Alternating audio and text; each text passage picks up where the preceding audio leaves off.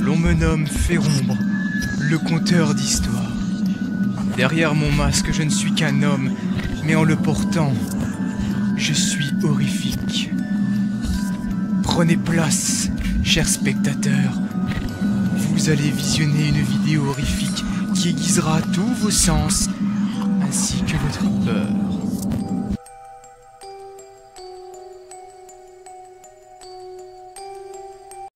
Encore ce cauchemar que je fais chaque nuit. Je me lève à 4h25 du matin pour amener ma chère mère qui n'a tristement pas le permis, duquel je me dévoue chaque matin à l'amener.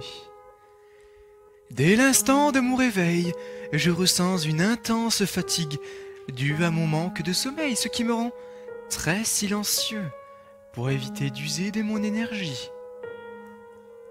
Après m'être levé, je remarque une tache sur mon mur, mais j'imagine que c'est dû à ma myopie.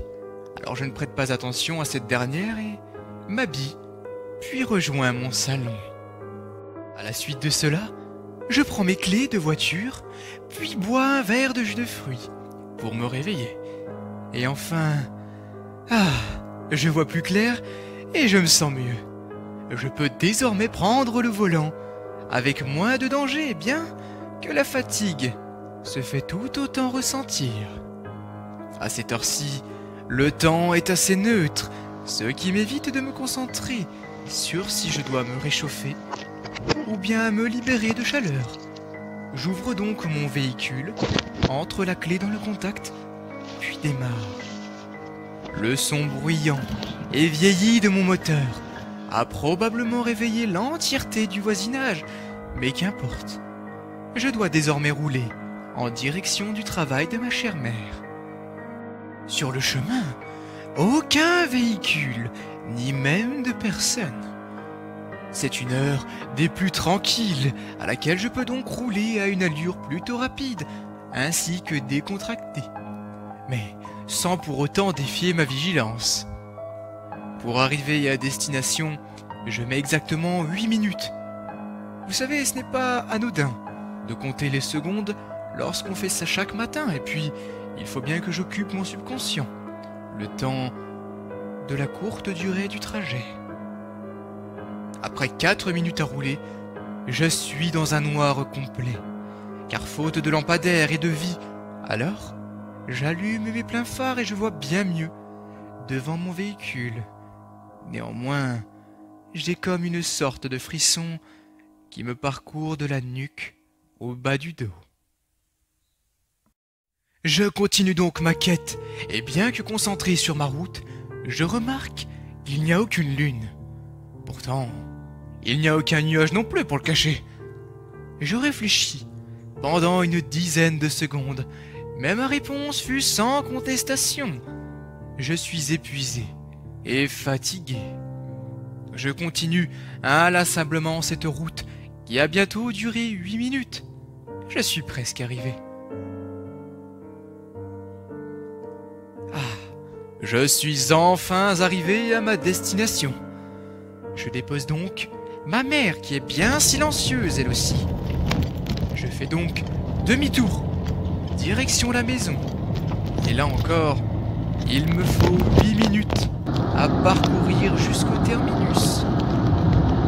Sur le chemin, après 4 minutes à rouler, j'atteins de nouveau l'obscurité totale, mais cette fois-ci, mes pleins phares se sont éteints et je ne vois donc presque plus rien devant moi. Je tente, avec coordination et mémorisation, de me rappeler de chaque bande au sol pour prendre un chemin parfait. Et c'est à ce moment précis qu'un camion de l'autre côté, en direction du travail de ma mère, allume ses pleins phares, m'éblouissant au passage. Je commence à freiner pour ne pas dévier ma trajectoire et enfin, je suis sorti de l'obscurité. Mais j'avais l'impression de...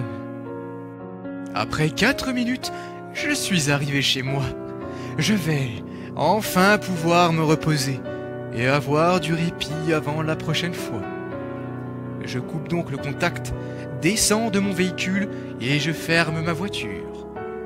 Heureux d'avoir fini cette matinée, je me mets à sourire bêtement et entre dans la maison d'un pas nonchalant.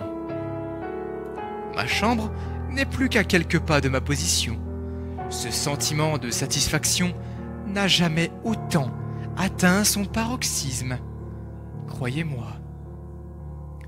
J'ouvre donc frénétiquement ma porte pour tomber sur mon lit, endormi. Mais avant, je dois prendre note de cette matinée. Cela fait 47 fois que mes actions n'ont pas changé. Ah, cette tache, elle est toujours sur le mur. Malgré que cela fait 47 fois que je la touche, 47 fois que je la regarde et 47 fois que je tente de la nettoyer pour qu'elle disparaisse. Rien ne change. Maintenant, je vais continuer cette boucle pour, qui sait, trouver des réponses au calvaire de ma vie. Oh, si je peux vous donner un conseil, aérez bien vos fenêtres de voiture si vous ne voulez pas que l'odeur en putréfaction ne fasse domicile à l'intérieur.